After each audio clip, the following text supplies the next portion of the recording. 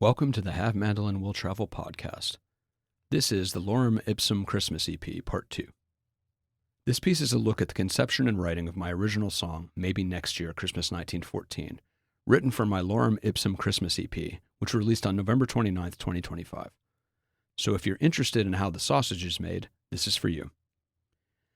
For a discussion of my Christmas EP in general, see Part 1 of this series, and for a deep dive into the writing and arranging of the 12 Tyrannosaurs of Christmas, see Part 3.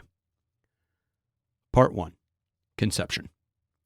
I first learned about the Christmas Truce in 2019 when Opera Orlando performed All Is Calm, the Christmas Truce of 1914. To quote the playbill, in the week leading up to December 25th, French, German, and British soldiers crossed trenches to exchange seasonal greetings and talk. In some areas, men from both sides ventured into no man's land on Christmas Eve and Christmas Day to mingle and exchange food and souvenirs. There were joint burial ceremonies and prisoner swaps, with several meetings ending in a round of carols. Men even played games of football with one another, creating one of the most memorable images of the truce. The show itself, created by Cantus Vocal Ensemble and Theatre Latte Da in Minneapolis in 2007, was a very powerful and affecting experience. The production intersperses performers reciting first-hand accounts of the war with the singing of patriotic songs and Christmas songs. The culmination of the work, when the soldiers sang carols together in multiple languages against the backdrop of a brutal war, was one of the most moving experiences I've had in the theater. Opera Orlando performed All Is Calm again in 2022, and it was equally powerful. This year, in partnership with Orlando Family Stage, they're putting on a free show running December 12th to 14th. See Opera Orlando's website for the ticket link. I highly recommend it. Also, on February 6th and 8th of 2026, Opera Orlando is putting on Silent Night, a Pulitzer Prize-winning 2011 opera, also about the Christmas Truce. I preemptively recommend this one too. When I was thinking about doing a Christmas EP, I absolutely wanted to write an original for it, and the truce was a topic I'd been thinking about writing a song about for a while. I thought it could be a somber song ultimately about hope for a brighter tomorrow, and the tag could be something like, I know it won't last, but maybe next year. Part 2. Writing. Lyrics in a song like this are a challenge because I have a lot of ground to cover.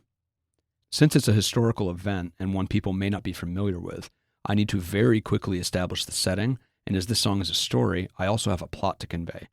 I also cheated a little bit and put Christmas 1914 in the song title. Especially for a narrative song like this, I like to write a rough outline of what each verse and chorus is going to say. For this song, it was verse 1, setting, World War I. Winter, quiet, soldiers want to go home. Chorus 1, lone voice rises, starting the singing. The guns are calm, smiles bright. Verse 2, they exchange gifts, play soccer, sing songs, though they don't understand the other's language. Chorus 2, voices rise, alter from the first chorus, guns calm, hope bright. Chorus 3, repeat of chorus 2 with choral vocals like everyone is singing. It seemed prudent to use verse 1 to set up the event and then have the first chorus be the triggering action, i.e. the first voice singing. Verse 2 would be details of the soldiers interacting, and chorus 2 would be everyone singing, and an escalation from chorus 1. For emphasis, I wanted to have chorus 3 with gang vocals to evoke the soldiers singing together. I like to have the chords and melody before I really start hammering out the lyrics so I don't get stuck with a line I like but can't make fit, or mangle an existing line to smash into a melody it wasn't designed for. Having an outline really helps me focus the music too, so I can tailor the chords and melodies to support the ideas that I've come up with. So with all that in mind, Part 3, the music. I started with a chorus on this one. I knew the final tag would be, I know it won't last, but maybe next year, but I didn't really have any melodic or chord ideas when I started.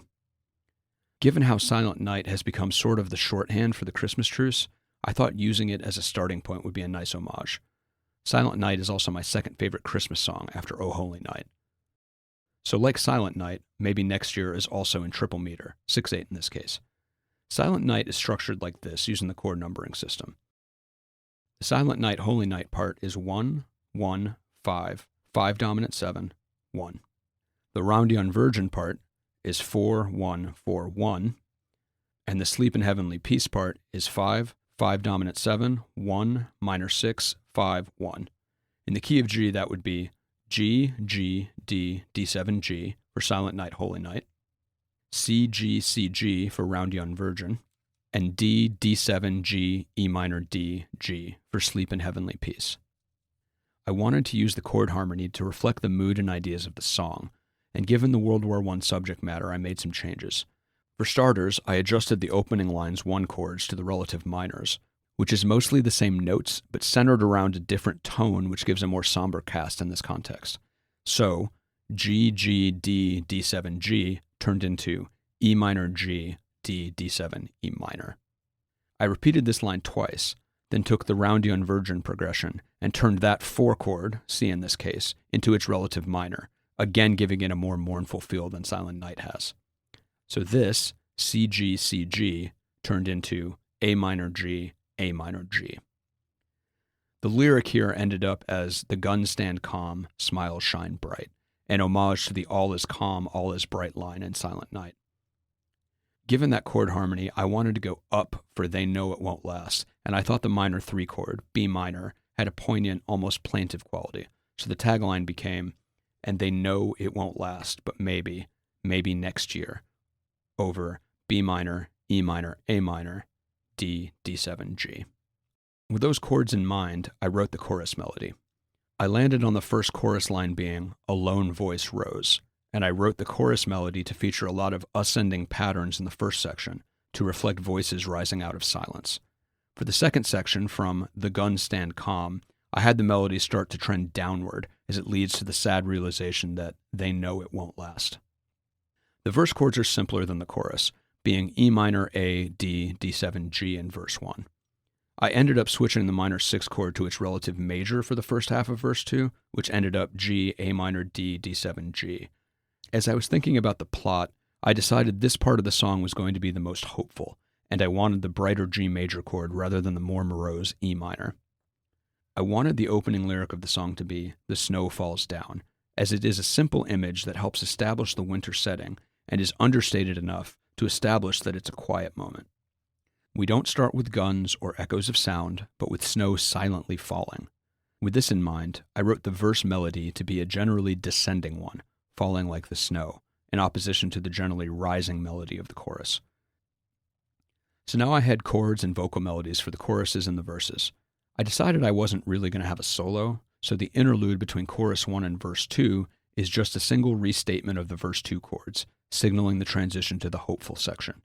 I wanted to double the last chorus for emphasis, so there would be another short interlude between choruses 2 and 3. Part 4. Lyrics. After getting all the sections worked out, I started on the lyrics. I, somewhat typically, expanded my outline, writing out more detail in prose-ish. So, verse 1 became setting. The snow falls. The guns are silent. Gas dissipates. Yesterday's corpses are littered on the ground. The men are freezing. Right when they think of home, chorus 1. In the dark, a voice rose up in song above the barbed wire. No man's land filled with tired voices. From all around it was joined by tired men. The guns stood calm, the smiles shone bright. I know it won't last, but maybe next year. Verse 2. Instead of giving each other bombs, they exchange gifts. They all know the songs, even if they don't know the languages the others are singing in. They see each other as people rather than a faceless enemy. It'll be different in the morning, but for now, it's okay. Fitting these ideas and shaving things off or adding things to fit the melody, I was left with this. Verse 1. The snow falls down, the guns silent now. Under the barbed wire, the dead frozen on the ground. The night has come with its bone-chilling cold. They think of home. Can they get back somehow? Chorus 1. A lone voice rose, then was joined from all around, and they fill no man's land with the songs of weary men. The guns stand calm, smiles shine bright, and they know it won't last, but maybe next year. Verse 2.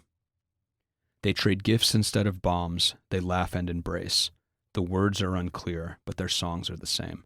They see each other's eyes, their rage and terror sleep, until the dawn wakens them to kill again. Chorus 2. The voices rise and weave a wondrous sound, and they fill no man's land with the songs of joyous men. The guns stand calm, hope shines bright, and they know it won't last, but maybe next year. Chorus 3. The voices rise and weave a wondrous sound, and they fill no man's land with the songs of joyous men.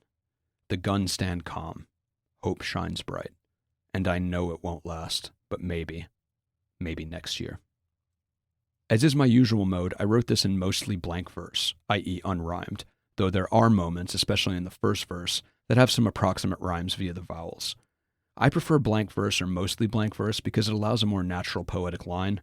Doing rhymed couplets can be really hard to sustain without giving a sing-song rhythm, which I definitely didn't want for this song. It's fine for a fun drinking song, but for a song about a pause in the butchery of World War I, it's not at all the effect I wanted. I decided to make the tagline third person for choruses 1 and 2. They know it won't last, instead of I know it won't last.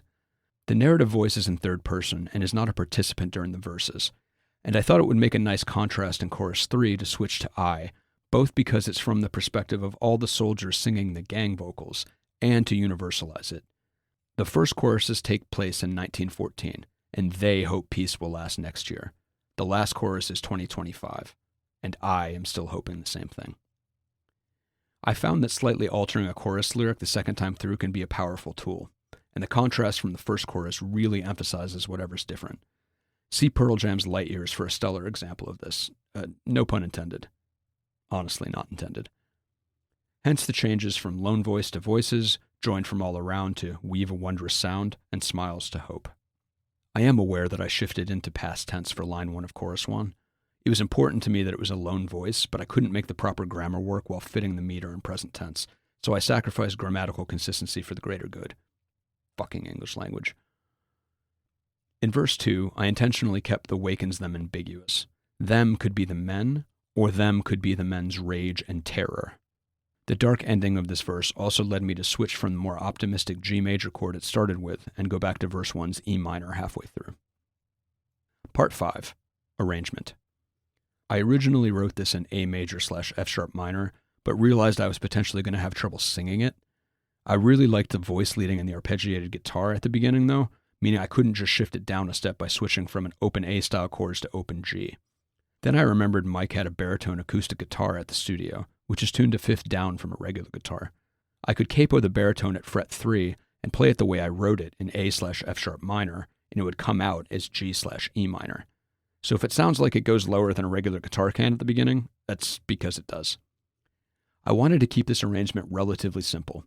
I wanted the mandolin, mandola, and mandocello to come in on the first chorus, to represent tenors, baritones, and bass singers joining in the singing.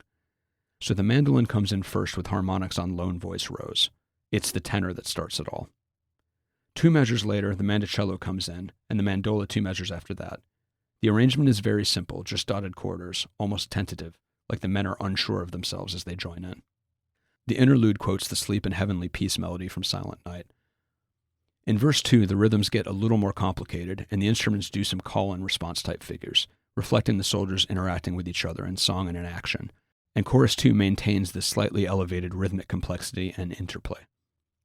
In the second interlude, the mandolin takes a lead of sorts, and the mandola quotes O Holy Night, another nod to one of the songs that was sung during the truce. The French had an opera singer in the trenches who started this one off.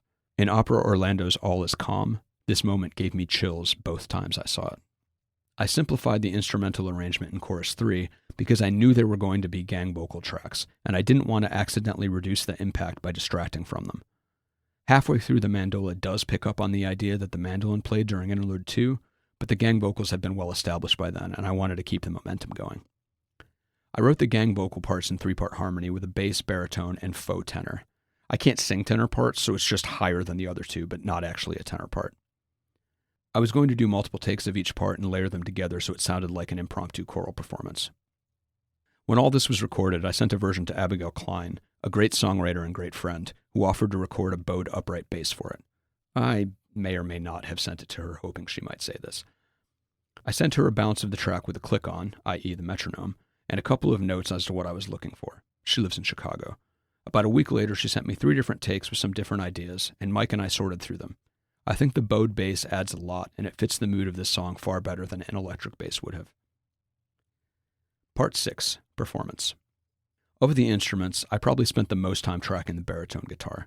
The part isn't all that hard, but it's really exposed at the beginning, so I took my time and made sure it was rock solid.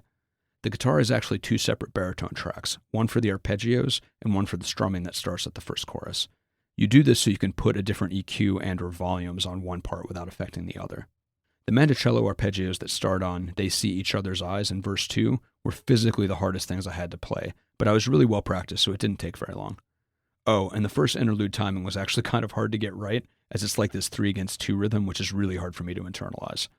All told, I spent maybe 2 hours tracking the 4 instrument parts, including setup time, with the baritone and mandocello taking the longest. I did the lead vocal without any real problems. I know my vocal limitations and accounted for that in the melody. I intentionally wrote one I could sing without difficulty. That's something I don't have to do when I'm writing for BMO, because Dan is a really, really good singer. The gang vocals were tricky mainly because I didn't know them all that well. I recorded them on the same day I did the lead vocal, so I didn't have a way to practice them beforehand because I didn't have a reference track to practice to. I really should have just made my own scratch track, but even so, I procrastinated and only wrote them like 3 days before the session. I sang each of the 3 parts 3 times at various distances from the mic in a triangle pattern. So the first take would be right in front of the mic, take 2 would be 2 steps back and 2 steps to the left, and take 3 would be 2 steps back and 2 to the right. We also panned them all differently so they sound like they're coming from all around. I often had to stop in between gang vocal takes and listen to the MIDI version I made on my phone to make sure I had the starting note right. It wasn't hard exactly, but the 9 tracks took about an hour for the 40-ish seconds of chorus 3. Part 7. Conclusion. So that's the story of how maybe next year Christmas 1914 came to be. Check it out. It's available on all digital platforms. This has been the Half Mandolin Will Travel podcast. I'm Matt Giuliano, and I hope you've enjoyed this piece. Check out halfmandolinwilltravel.com for a closer look at some of my other projects. Cheers and happy listening.